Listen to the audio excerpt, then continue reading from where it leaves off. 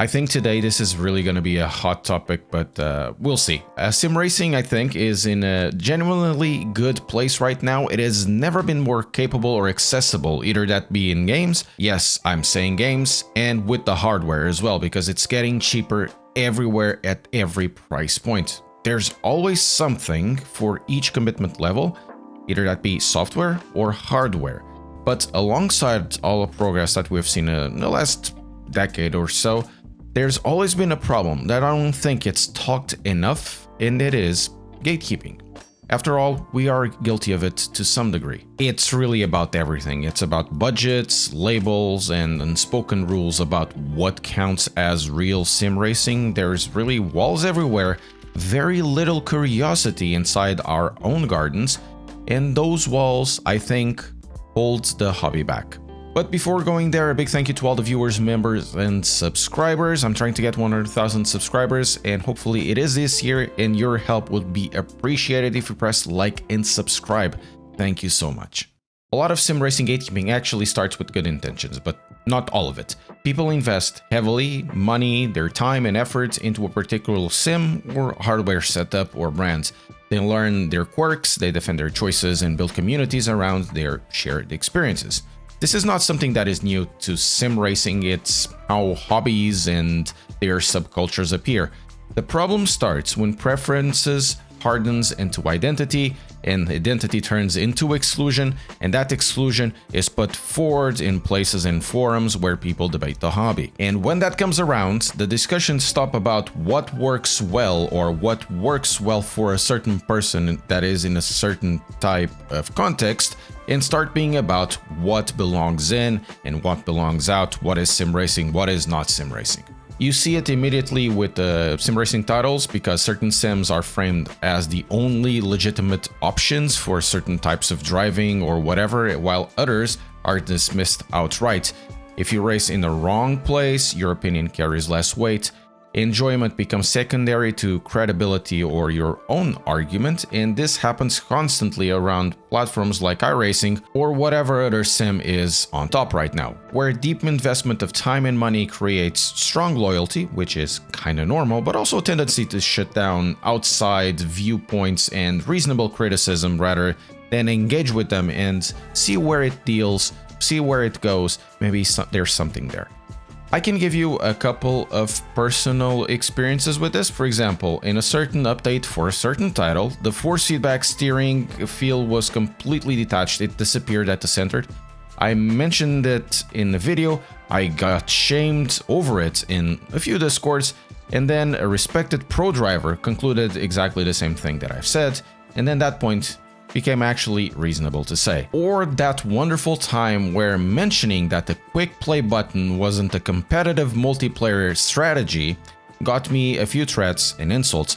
All of this is good stuff. This ties really well into the word Simcade and how it gets used by certain communities as well.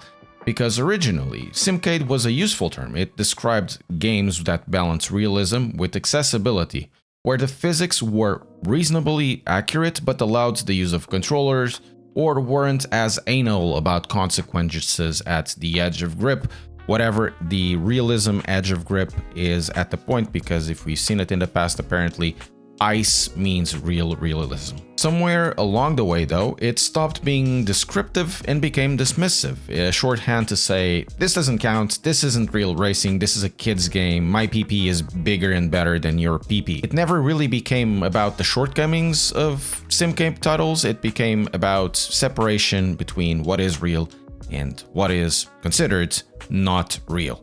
No game gets this treatment more consistently than Gran Turismo, which is arguably, for me, the king of desta merda toda. Despite the regular old licensed tracks, the real-world cars, the structured racing and driver fundamentals that absolutely translate to more hardcore sims, and despite Gran Turismo alone having more influence in bringing casuals into sim racing in a bad diarrhea day than sim racing could ever dream of in a good year, Gran Turismo is often waved away with a single word: Simcade. End of discussion.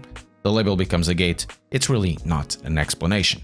What gets lost in all of this is that once Gran Turismo is designed to teach racing concepts to a massive audience, it braking discipline, racing lines, and where applicable, tire management or even fuel management, you get learned consistency under pressure. These aren't fake skills, they are foundational. We use it all the time in iRacing, ACC, or LMU.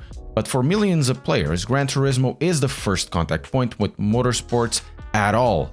Many eventually move to PC sims, some don't, and neither path is invalid. Some people just want to have content with racing or cars and be in front of a TV and their sofas after, hours and hours of arduous work. They just want to relax.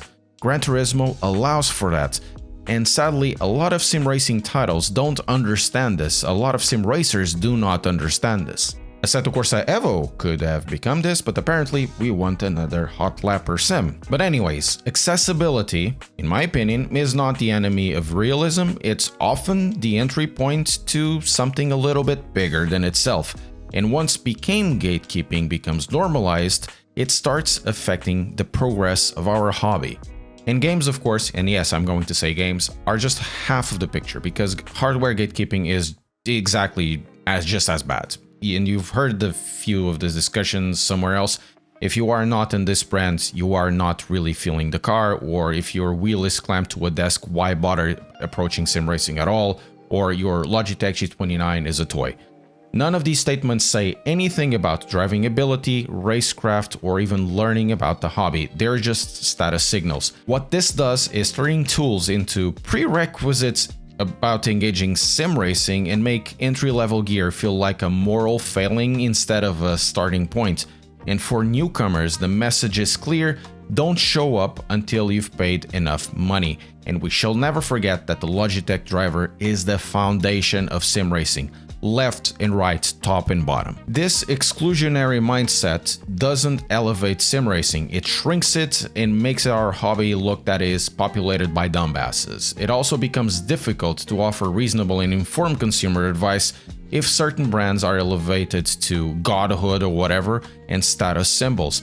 And other brands, in opposition, are tarnished because it's the cool thing to do that day or that week. None of these positions are reasonable or truthful. It really hurts consumer choices, it further confuses newcomers, and once again, it makes this small hobby of ours look like it's populated by a lot of angry people. If we start looking at sim racing like we're not in a cult, sim racing has always moved through cross-pollination. Different platforms push different priorities. Physics depth, or whatever physics is supposed to be, usability or immersion or content variety. Hardware follows a similar path, with affordable gear forcing smarter engineering and better value across the board. The walls we build around ourselves really interrupt this process. They turn competition into defensiveness and curiosity into suspicion. I want to create a wider point here because these walls oftentimes are seen in forums and also in discords, and these walls seal feedback or criticism from reaching where it needs to go. The decisions will always be made with the gatekeepers in mind, because they tend to be closer in discords and forums to the developers of sim racing titles or hardware makers. This, in my opinion, gives the developers the wrong impression of what people actually think of what the way forward should be.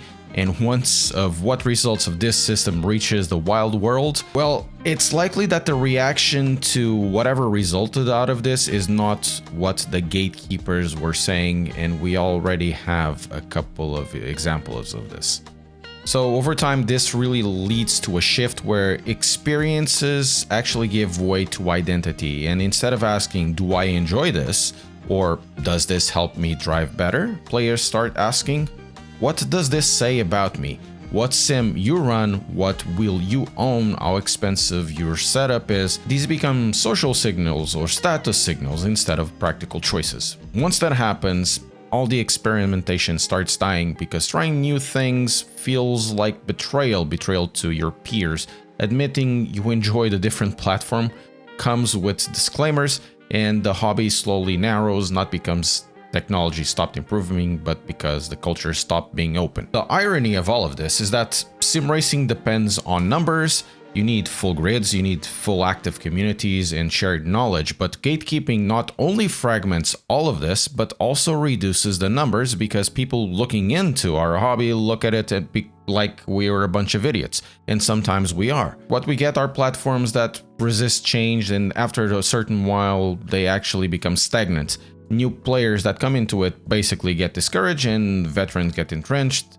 Everyone starts losing. I'm not saying that all sims are equal or that all hardware offers the same experience to everyone. The difference does matter. There are trade-offs here, but acknowledging those differences, honestly, is not the same thing as using them to exclude everyone else. To say that the game is accessible and still valuable, that the piece of hardware is affordable and still good enough for a lot of people, that the sim does certain things brilliantly and other things, well, poorly. This stuff should be normal. It shouldn't be the case of like saying this and this is treated like it's like some sort of loyalty test to a certain cult.